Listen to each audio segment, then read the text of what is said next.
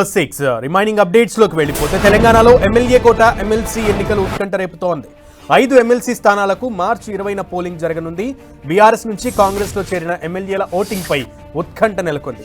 BRS whip జారీ చేస్తే కట్టుబడి ఉంటారా అనే దానిపై సందిగ్ధత నెలకొంది. అసెంబ్లీ స్థానాల సంఖ్య బలాల ప్రకారం కాంగ్రెస్ కి 4, బీఆర్ఎస్ కి 1 ఎమ్మెల్సీ స్థానం దక్కే అవకాశం ఉంది. మరోవైపు ఇప్పటికే ఎమ్మెల్యేల అనర్హతపై బీఆర్ఎస్ సుప్రీంకోర్టును ఆశ్రయించింది.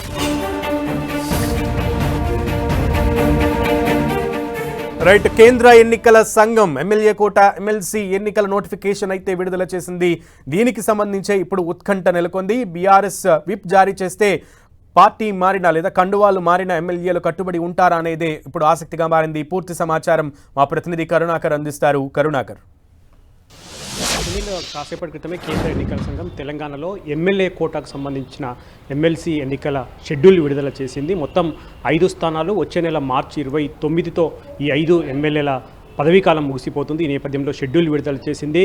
వచ్చే నెల మార్చి 3న ఈ ఎన్నికలకు సంబంధించిన నోటిఫికేషన్ విడుదలవుతుంది. ఆ రోజు నుంచే నామినేషన్లు దాఖలు చేయవచ్చు. మార్చి 10 వరకు నామినేషన్లు దాఖలు చేసే వరకు చివరి తేదీని నిర్ణయించడం జరిగింది. 13న నామినేషన్ల స్క్రూటినీ జరుగుతుంది. ఇక వచ్చే నెల మార్చి 20 తారీఖు ఈ 5 ఎమ్మెల్సీ స్థానాలకు సంబంధించిన పోలింగ్ జరగబోతుంది. మార్చి 20న ఉదయం 9 గంటల నుంచి సాయంత్రం 4 గంటల వరకు పోలింగ్ జరుగుతుంది. సాయంత్రం 5 గంటల నుంచి ఈ పోలింగ్కి సంబంధించిన కౌంటింగ్, అదే రోజు ఫలితం వెలువడే పరిస్థితిని మనం చూస్తున్నాం. మొత్తం మీద కొంత ఉత్కంఠ నెలకొంది. ఎందుకంటే 5 స్థానాల్లో అధికార కాంగ్రెస్ పార్టీకి 4 స్థానాలు దక్కే అవకాశం కనిపిస్తుంది.